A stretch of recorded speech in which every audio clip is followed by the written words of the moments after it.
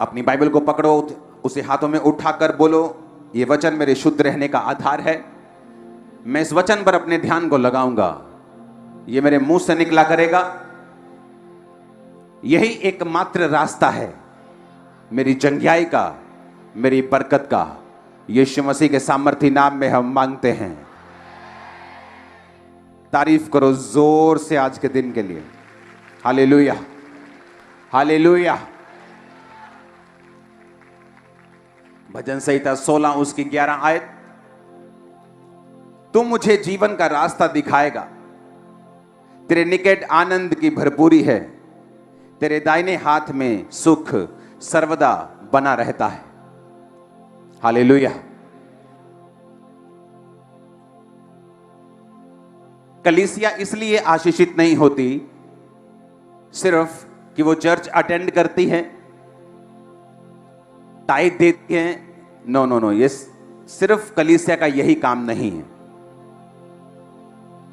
कलीसिया का काम है कि जो कुछ परमेश्वर का आत्मा करना चाहता है अपने दास के जरिए, अपनी आत्मा के जरिए, उन कामों को पूरा करने के लिए अपने शरीर को, अपने टाइम को, अपने पैसे को, अपने गिफ्ट्स को परमेश्वर को देना।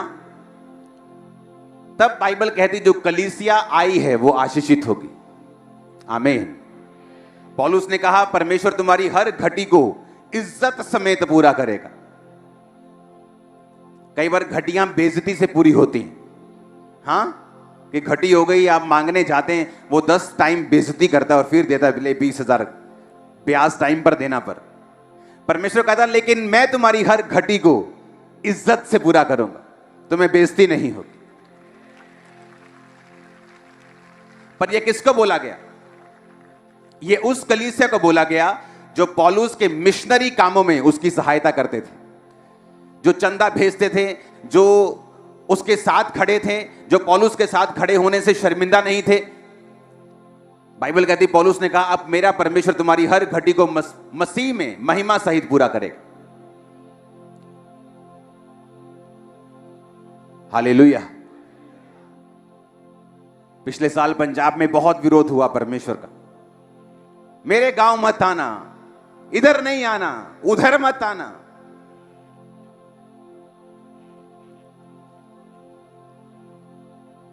तो मैंने कहा था एक कमेटी बनाएंगे, पास्टर्स कहीं भी किसी भी मिशन का किसी को टच किया उसका सारा जिम्मेवारी हम लेंगे, चर्च लेगी। क्या हुआ?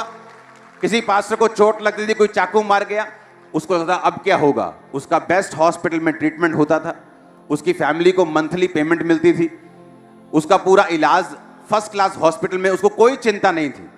उनको लगता था कि नहीं यार ये काम।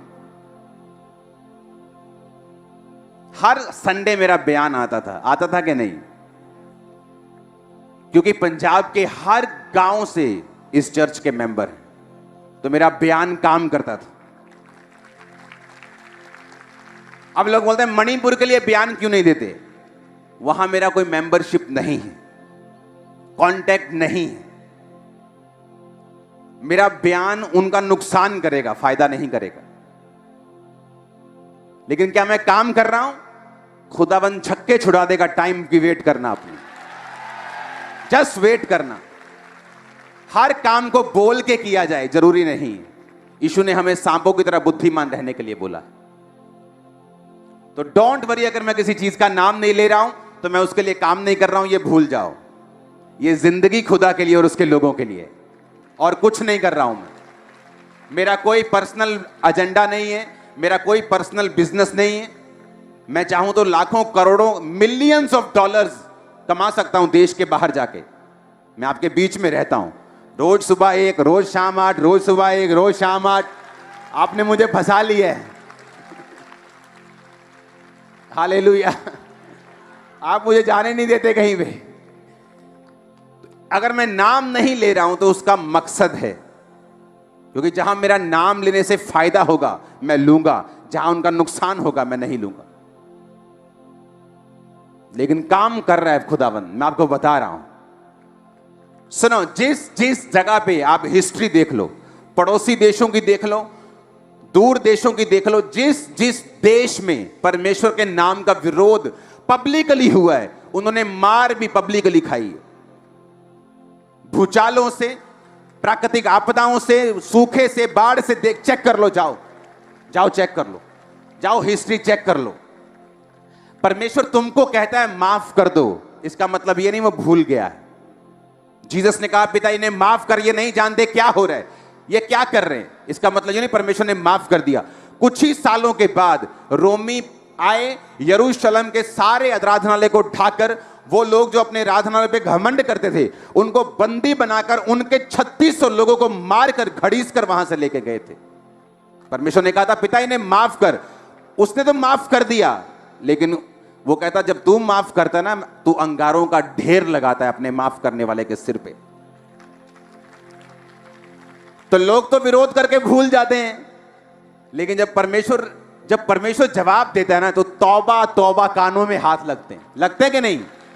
फिर वो हटता भी नहीं, जल्दी हटता भी नहीं, वो पूरा हिसाब किताब चुकता करके वो हटेगा। और साथ में हमको भी लगाया हुआ है, हाँ, कि सब जगह मेरा बैंक बैलेंस पहली बार इतने महीनों में हुआ कि बिल्कुल जीरो पे आने पे लगा। इतनी चैरिटी हो रही है, क्योंकि मैं रोक नहीं सकता उन लोगों के लिए। मेरे दिल में होता है कि, और मेरी आदत है कि मैं सिर्फ फोटोज के लिए चैरिटी नहीं करता हूं कि फोटो देनी है, चल भी 10 ब्रश तू ले जा, 10 पेस्ट तू ले जा। हाँ, वो मैं कर नहीं सकता हूं। अगर चैरिटी किसी के घर में जाएगी तो महीने का राशन, बोतलें, दूध, डायपर सब कुछ जाएगा। तो ऐसा नहीं जाएगा कि हाँ 2 सेकंड के लिए गए, फोटो ली इंटरनेट पे डालने के लिए। वो मेरे से होता नहीं। आप जितना इंटरनेट पे देखते हो वो सिर्फ 1% है जो चैरिटी हम करते हैं। जीसस ने कहा तेरा दाहिना हाथ करे बाहिना ना जाने, बाहिना करे दाहिना ना जाने। जो कुछ भी इंटरनेट पे पढ़ता है वो इसलिए कि मेरे spiritual sons 1200-1500 pastors and spiritual sons वो फॉलो कर सके सेम, उन्हें मालूम हो मिनिस्ट्री क्या कर रही है, वो भी फॉलो कर सके। That's it. हालेलुया। तो ये भूल जाओ कि परमेश्वर भूल गया है। उसने तुमको बोला है माफ करने के लिए, वो खुद हिसाब किताब पूरा चुकता कर रहा है। हालेलुया। और ऐसा ही है परमेश्वर। इसलिए बाइबल कहती है परमेश्वर के हाथों में पड़ना भयंकर बात है। जब मेरे घर में क्रिश्चियन सिस्टर्स आई थी प्रार्थना करने के लिए मेरे दादा पे, तो मैं उनको बोलता था कि अगर दोबारा मेरे घर में आए ना, हिंदू घर है हमारा, तो पीटेंगे तुमको, क्योंकि तुम ऐसे हो, तुम वैसे हो, तुम हमारे खिलाफ बोलते हो। विरोध करके अपनी फैमिली को मैं ले गया वापिस, चर्च नहीं जाने दिया। अपने घर के मॉडल टाउन मार्केट के अंदर बहुत बड़ा मेरा घर था, 25 मरले से भी ज्यादा।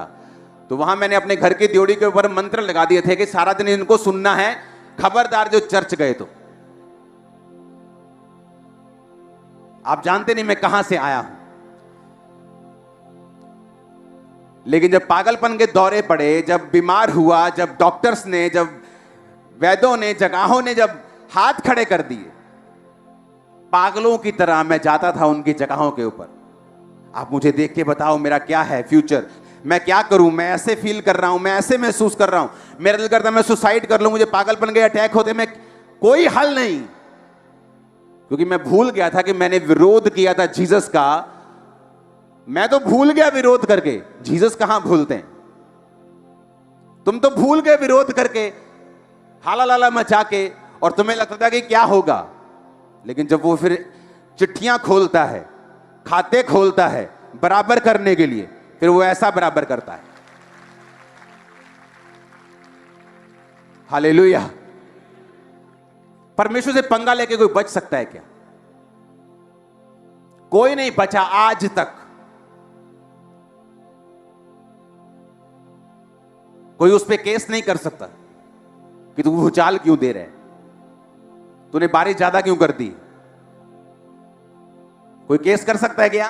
कोई है, कोई ऐसी कोर्ट जहां पे परमेश्वर के खिलाफ केस किया जा सके?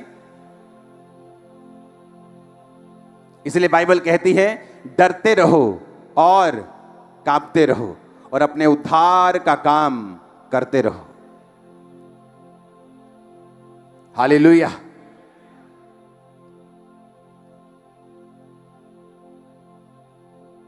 हर चीज का हिसाब होगा। जहां मसीह लोगों को सताया जा रहा है उन जगहों पे भी बड़ा तगड़ा हिसाब होगा। खाते खुलेंगे, देखना तुम्हारी आंखों के सामने होगा।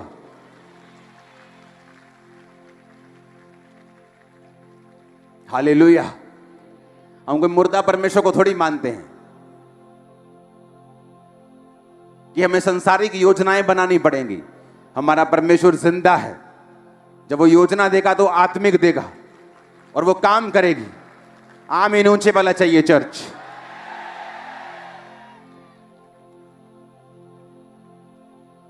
अपने पड़ोसी को बोलो स्पिरिचुअल बन, आत्मिकता में ही फायदा है। फिर से बोलो स्पिरिचुअल बन, आत्मिक बन, क्योंकि आत्मिक बनने में तेरा फायदा है। आमीन। मैं आपको फिर से एक चीज बताना चाहता हूं। आपको लगता है कि परमेश्वर बड़ी बड़ी बातों की चिंता करता है, देशों की। हां, उसे बड़ी बड़ी बेदारियों की चिंता है, सही है उसे। लेकिन मैं आपको यह भी बता सकता हूं, उसे आपकी छोटी से छोटी बात की भी चिंता है। स्मॉल, इतना छोटा, इतनी माइक्रो आप सोच भी नहीं सकते। मैं आपको सच कह रहा हूं, आप क्या सोचते हैं, क्या खाते हैं, क्या पहनते हैं, कहां जाते हैं, क्या चलाते हैं, उसको चिंता है।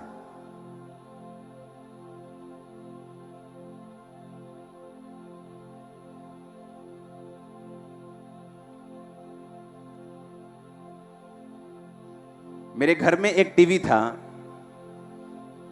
और जब भी वो टीवी ऑन होता था तो पता नहीं उसमें क्या, टीवी अच्छी कंपनी का था, लेकिन जब वो चलता था तो आंखों में हल्का सा दर्द होता था। लेकिन हमने ये समझ के लिया था बड़ा स्क्रीन है, बड़ा अच्छा तो अच्छा रहेगा, कि बच्चे रोज रात को फायर प्रेयर करते हैं, कभी हम लगे रहते हैं, चलो ले लो। लेकिन वो 2 टीवी लिए, एक बिल्कुल सही था, एक आंखों में पेन।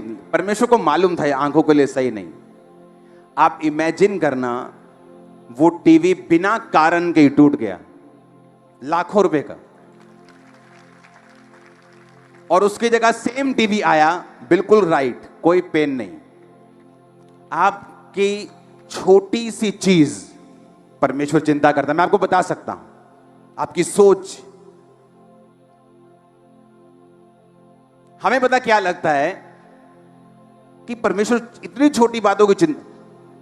परमेश्वर ने कहा तंबू बनाओ, और उस तंबू में मेरे लिखे हुए वचन जो खुदा ने अपने हाथ से लिखे थे और मूसा को दिए थे, वो रख दो। तंबू बना। महापवित्र स्थान में परमेश्वर का संदूक था, उससे पीछे मेज था, रोटियां थी, दीवट था, उसके बाहर का आंगन था। तो एक तंबू बना दिया गया मूसा के द्वारा। हाँ या ना? 12 गोत्र थे। 12 गोत्रों को बोला, 3 गोत्र मंदिर चर्च के आराधनालय के खब्बे हाथ, 3 गोत्र सज्जे हाथ, 3 सामने और 3 पीछे।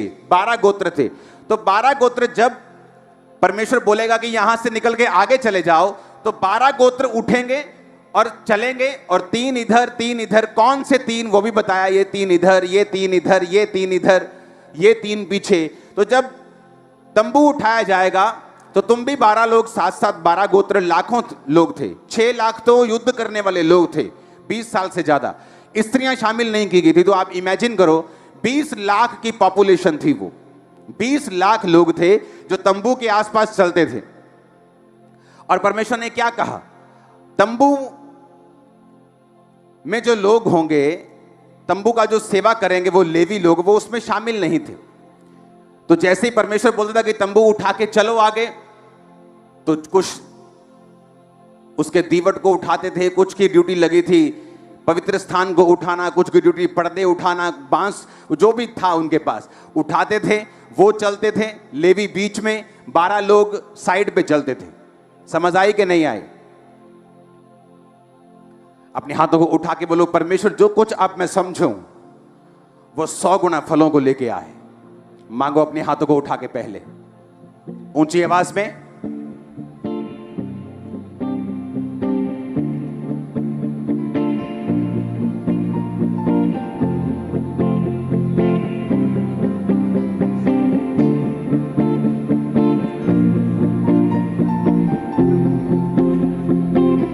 प्रभु यीशु मसीह के सामर्थ्य नाम में हम मांगते हैं।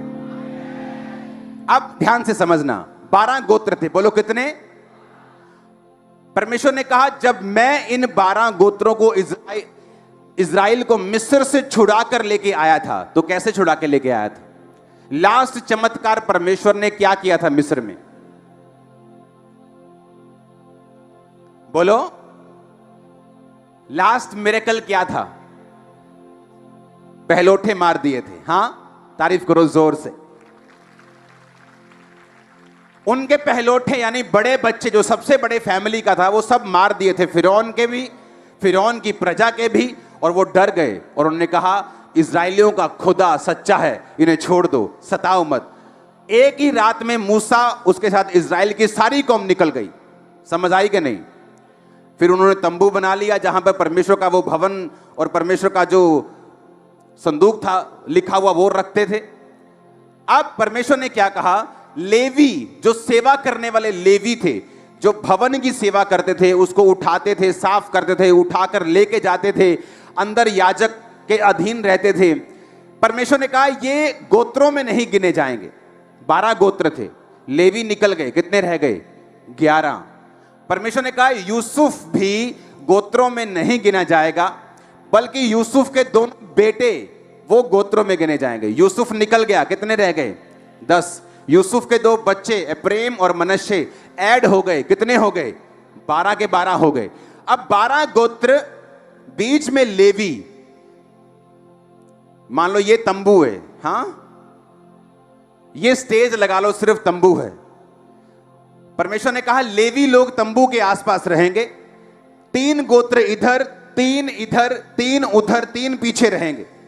लेवी लोग तंबू के पास रहेंगे। परमेश्वर ने कहा मैं जो पहलोठों को मारकर तुम्हें छुड़ा ले आया था, तुम्हारे सारे पहलोठे बड़े बच्चे मेरे होंगे। लेकिन परमेश्वर कुर्बानी नहीं लेता आदमियों की, यह हमें मालूम था। तो परमेश्वर ने क्या किया? लेवियों को गोत्रों से अलग कर दिया। और परमेश्वर ने कहा लेवियों के जितने पुरुष होंगे वो तुम्हारे पहलोठों के बदले मैंने सेवा के लिए ले लिए हैं। आप मेरी बात समझ गए कि नहीं? हां, तो लेवियों के जितने बेटे थे, परमेश्वर ने कहा तुम लाखों लोगों के पहलोठों के बदले मैं लेवियों के बेटे ले लेता हूं। समझ आई कि नहीं आई? मैं हैरान हो गया बाइबल पढ़ के। जब हम गिनती की पुस्तक 3 उसका 39 से 43 आयत पढ़ते हैं, यहोवा की इस आज्ञा को पाकर 1 महीने या उससे अधिक आयु वाले जितने लेवीय पुरुषों को मूसा और हारून ने उनके कुलों को अनुसार गिना, वो 22,000 थे। परमेश्वर का वचन कहता है लेवियों, जो लेवी जो तंबू के आसपास रहते थे, उनके जब बेटों को गिना वो कितने थे? कितने थे? 22,000। फिर यहोवा ने मूसा से कहा इजराइलियों के जितने पहलोठों पुरुषों की आयु 1 महीने या अधिक है उन सबों के नाम ले ले। अब परमेश्वर कहता लेवी गिन लिए ना, अब सारे इजराइली, 3 गोत्र इधर के, 3 उधर, 3 इधर, 3 पीछे के, सारे इजराइलियों के जितने पहलोठे बच्चे हैं उनकी गिनती भी ले ले। जब उनकी गिनती ली गई तो 43 आयत में लिखा सब पहलोठे पुरुष जिनकी आयु 1 महीने या उसके अधिक की थी जो इजराइल में थे, उनकी गिनती भी 22,273 निकली। यह कैसे हो सकता है? इसका मतलब देखो लाखों लोग थे, वो लाखों। अब मेरी बात को ध्यान से समझना, लाखों लोग हैं जो तंबू के आसपास डेरा डाल के बैठे हैं और परमेश्वर कहता है ये सारे इनके पहलोठे बड़े बच्चे मैं उनके बदले में लेवियों के मेल को, बच्चों को, उनके लड़कों को ले लेता हूं। जब उनके पहलोठे गिने गए 22,000, इनके लड़के गिने गए लेवियों के 22,000। कैसे हुआ? इतने लाखों की पॉपुलेशन, उन्हें लगता है आहा हा मेरे भाई की शादी होगी, आहा हा मेरे भाई का बच्चा हो गया। परमेश्वर कर रहा था। किसी का नहीं हुआ, परमेश्वर कर रहा था। 22,000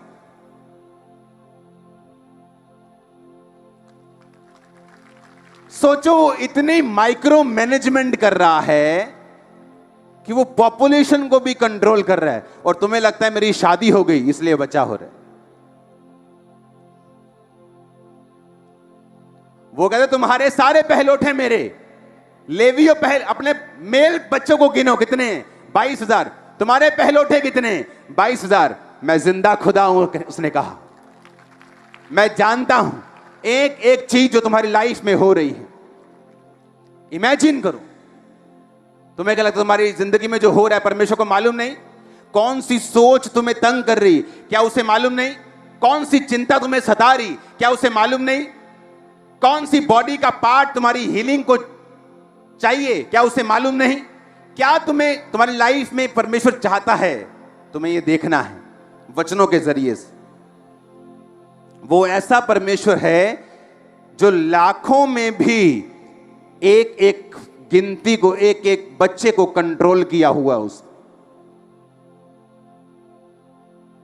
ऐसा परमेश्वर। देखो, लाखों लोग बैठे हैं, लाखों गोत्र, तीन में भी लाखों के हिसाब से, इधर लाखों, इधर लाखों, इधर लाखों, उधर लाखों, और इधर भी 22,000 निकले सबके, और इधर भी 22,000। और हमें लगता है कि परमेश्वर के पास ये कंट्रोल नहीं है कि मेरा वीजा आएगा कि नहीं। ये परमेश्वर की गलती थोड़ी, उसको क्या कंट्रोल है? हमें लगता है वो मेरे सिर दर्द को कैसे कंट्रोल कर सकता है? मेरा बेटा तो बिगड़ गया है, बेटी बिगड़ गई, वो तो कैसे कंट्रोल हो सकते हैं? वो कहता है मैं तो लाखों को कंट्रोल कर रहा हूं, तुम्हें क्यों नहीं कर सकता? वो तो एक एक गिनती का हिसाब रख रहे हैं, तुम्हारा हिसाब क्यों नहीं रखेगा? इमेजिन करो आप।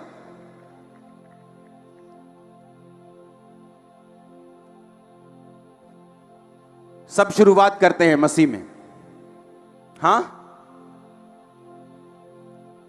बाइबल कहती है, याकूब कहता मैं मरने वाला हूं, आ जाओ अपने अपने हिसाब किताब लेके तुम्हें आशीष दूं। यूसुफ भी चला अपने 2 बच्चों को लेके। याकूब के पास पहुंचकर उसने देखा, अपने बाप के पास गया और अपने बड़े बेटे को अपने लेफ्ट साइड कर लिया कि जब उसका बाप प्रार्थना करे तो सज्जा हाथ उस पे आए। हां,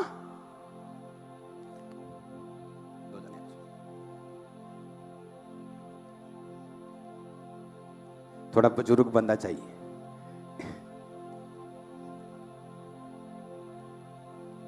ये बड़ा और ये छोटा लग रहा है ना, बड़ा छोटा। तो यूसुफ बड़े को इधर रख के गया ताकि जब अपने बाप के वो सामने जाए तो बाप दाहिना हाथ इस पे रखे, क्योंकि ये बड़ा है। और वो अपने छोटे को अपने दाहिने हाथ रख के इसलिए गया कि जब वो बाप के सामने जाए तो उसका लेफ्ट हैंड इस पे आए। और उसने कहा बाप आप इन दोनों को बरकत दो, ये बड़ा है मनश्शे, ये छोटा है एप्रेम। और बाप की आंखें बाइबल कहती है धुंधली हो गई थी, तो उसको सूझता नहीं था। उसने क्या किया, अपना दाहिना हाथ इस पे रख दिया और बाहिना हाथ इस पे रख दिया। सुनो, और यूसुफ को लगा कि शायद, सुनो, उसकी आंखें धुंधली हो गई हैं, तो यूसुफ कहने लगा no no no daddy daddy daddy ji, सज्जा हाथ इत्ते रखो क्योंकि ये वड्डा ते खब्बा इत्ते रखो ये छोटा। यूसुफ कहता नहीं नहीं नहीं मेरे बेटे, मुझे मालूम है छोटा ये है और बड़ा ये है। और उसने वचनों को बोला, उत्पत्ति 48 उसकी 13 से 20,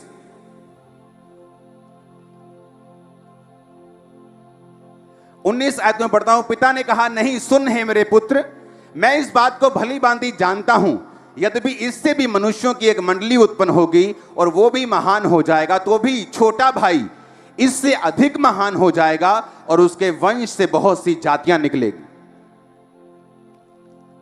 सुनो, उसने क्या कहा? उसने कहा बेटा नहीं, ऐसा नहीं है, यह खुदा की मर्जी है कि छोटा बड़े से भी अधिक महान हो जाएगा। उसने वचनों को रिलीज किया, इन्होंने आमीन बोला। उसके बाद याकूब खुदा के पास था, वो दोनों बच्चे बड़े होते गए और देखो असर क्या हुआ।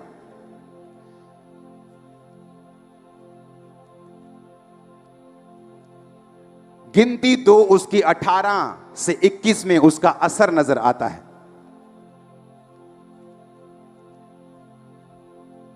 जो गोत्र मैंने आपको बताए थे, जब गोत्रों की गिनती हो रही थी कि तुम खब्बे रहोगे, तुम पश्चिम में, तुम उत्तर में, तुम दक्षिण में, तुम पूर्व में रहोगे, तो गोत्र गिने जा रहे थे कि गिनना भी है कि कितने बंदे हैं एक गोत्र में। पश्चिम की ओर एप्रेम की छावनी के झंडे के लोग अपने दल के अनुसार रहेंगे। उनका प्रधान अमीहूद का पुत्र अली शामा होगा।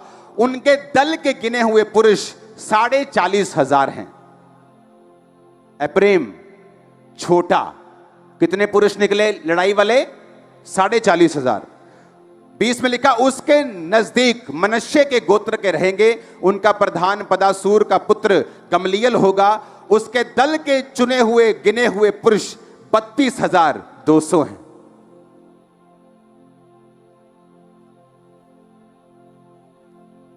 जब छोटे का वंश गिना गया तो कितना निकला? 20 साल या उससे अधिक के युद्ध करने वाले पुरुष कितने निकले? 40,000।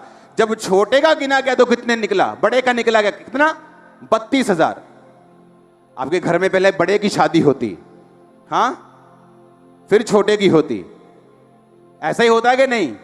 चलो मान लो कि छोटा ज्यादा तेज है, लव मैरिज करा गया वही, हां, कि बड़ा देखता रह गया, छोटा ज्यादा तेज है, चलो इत्तेफाक हो गया कि छोटे की शादी पहले हो गई।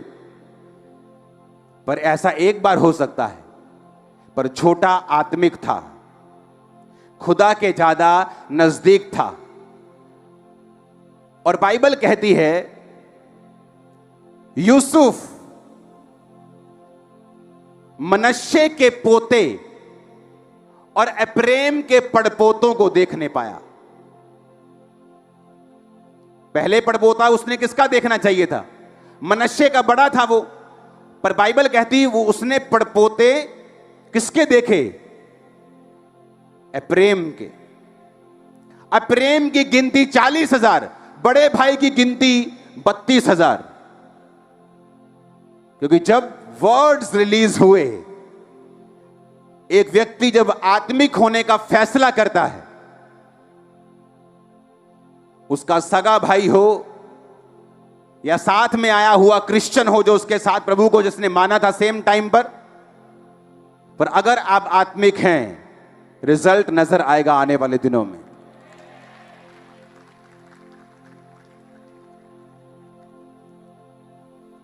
लाइफ स्पिरिचुअल है, आपको मानना पड़ेगा।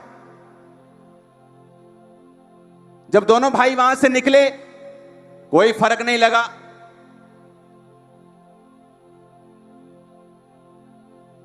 आज एक बंदा चर्च में बैठ के अपनी शादी के बाहर भी मुंह मार रहा है, वो भी आमीन आमीन बोल रहा है, वो भी यहीं बैठा है।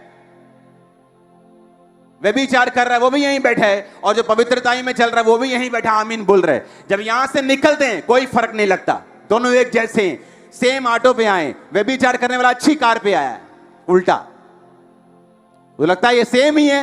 ये भी आमीन बोलता है, मैं भी आमीन बोलता हूं, ये भी वही जिंदगी जी रहा है, ये तो अच्छी जी रहा है, इसकी तो 3-3 पत्नियां हैं। लेकिन समय आएगा, टाइम आएगा जब धर्मी फ्लाइट लेगा ऊपर की और वो लैंड हो जाएगा नीचे दूसरा वाला। फैसला आपको करना है। आपको क्या करना है? आपको ऊपर की ओर जाना है कि नीचे की ओर जाना है? क्योंकि अभी जब चर्च के बाहर आप दो जिंदगियों को कंपेयर करेंगे, आपको कोई फर्क दिखाई नहीं देगा। पापी में और धर्मी में आंखों से देखने पर कोई फर्क नहीं दिखेगा। और धोखा मत खाना धोखा। क्योंकि शैतान एक ही दिन में उसको तबाह कर देगा जो पाप के नीचे है, क्योंकि शैतान के पास ताकत है उन्हें तबाह करने की। और धर्मी जो अपने घर को चट्टान के ऊपर बना रहा है, आपको बढ़ता हुआ, स्ट्रांग होता हुआ, आगे बढ़ता हुआ, ऊंचा जाता हुआ दिखाई देगा यीशु के नाम में। फैसला आपको करना है। क्योंकि मेरे ग्रुप में बहुत से लोग थे, पास्टर्स को मूर्ख